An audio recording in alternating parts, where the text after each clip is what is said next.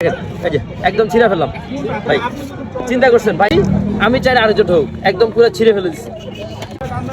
এই যে ভাই পরে কিন্তু টাকা নাই, তার মধ্যে এই যে দেখেন এই টাকাটা আমাকে জাল ধরা দিয়ে গেছে। ফেলাটা সবথেকে ভালো হইব। এই যে দেখেন, এই যে একদম ছিঁড়ে ফেললাম ভাই।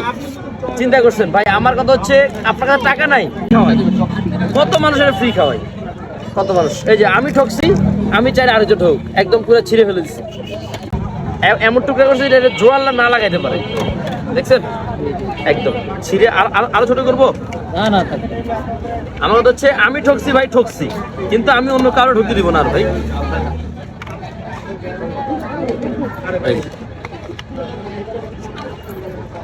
ভাই কষ্ট লাগে, আমরা সারাদিন এত কষ্ট করি, এত কিছু সবকিছু অ্যারেঞ্জ করার পরে যদি এরকম আমাকে যদি জাল টাকা ধরাই দেওয়া যায়, তাহলে দিন শেষে কার ভালো লাগে?